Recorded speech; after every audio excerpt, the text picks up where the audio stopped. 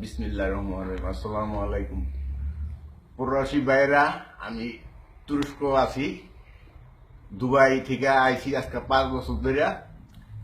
ওখানে ভাই আমি এই 5 বছর ধরে আছি। ওখানে আমি কাজ করি বাস্কেটের।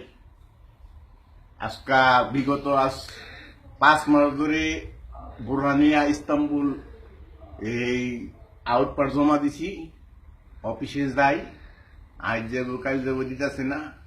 এখন আমিও অসুস্থ, এই যে ওষুধ পানি সব খাইতেছি, কোনো কাম হয় না ভাই। আমার ঘন ঘন প্রস্তাব হয়, এই যে কাগজপত্র সব আছে, ডাক্তারের কাছে দেখে যেতে। এখন আমি কি করুম, আমি কিছু বুঝি না। এখন অফিসে কই ভাই আমার দেশে পাঠার ব্যবস্থা করেন, আমার অবস্থা সিরিয়াস।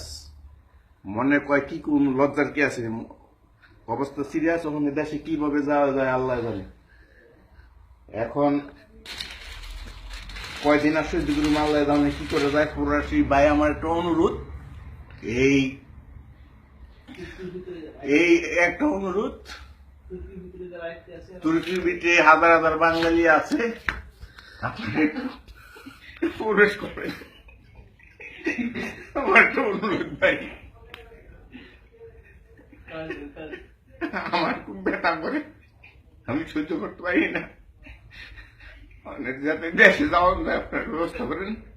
বাংলাদেশ সরকারের কাছে আমি একটা অনুরোধ চাই, আমি যাতে দেশে যাইতে ব্যবস্থা করেন। আর বিদেশি যারা আছে সবাই এটা শেয়ার করবেন। আমার একটা অনুরোধ, আর কি করুন, হাজার হাজার লোক আছে ভাই। আমার একটা অনুরোধ, আমি কথা বলতে পারতেছি, আমার কিছু করার নাই।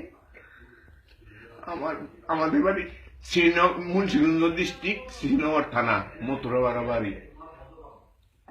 আমি অসহায় নিরুপায়। আমি ভাই 20 বছর ধরে বিদেশ ভাই, আমার 50 বছর।